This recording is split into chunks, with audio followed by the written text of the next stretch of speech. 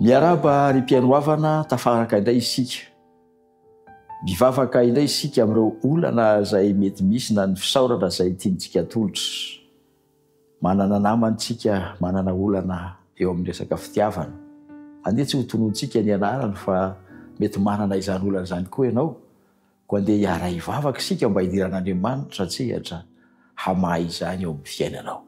Hivavaka isika Tompo. Tompo Andriamanitra io.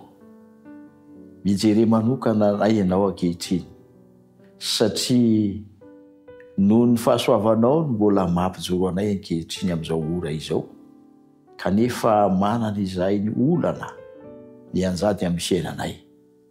Misy ireo voavaha noho ny fahaiza-manao natolotrao, misy ireo mety azonay atao ny atrika izany noho ny heritsaina sy ny herim-po, fa ankehitriny dia olana lehibe ara-pihetsepo ny amin'ny fitiavana no mianjady amin'ny zanakao. Tompo, hijery azy manokana ianao. Hidiro atsehatra izany. Ianao no mahalala izany olana izany, mazava tsara. Fa izay ankehitriny dia manonona fotsiny ihany satria ianao no angatahanay hijery azy.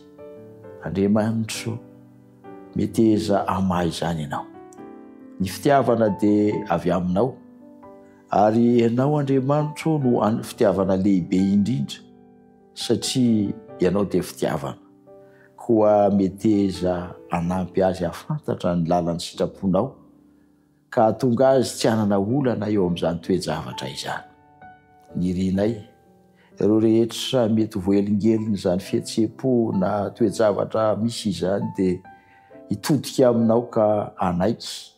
Anao Andriamanitra mba handamina ny fiainany, indrindrindrindra eo amin'ny fifandraisana misy eo aminy sy rehetra mifandray aminy. Momba azy aza mafoy azy ianao Tompo Andriamanitra io, ary ireo rehetra maniry ny omenao vahaolana mikasika izany fitiavana izany, dia ianao no hanampy azy reny. Hivavaka dia angatahiko aminao noho ny amin'ilay Jesosy efa natolotrao ho faneo mpitiavana lehibe indrindra ho anay zanak'olombelona. Amin'ny anarany irery ihany. Amen.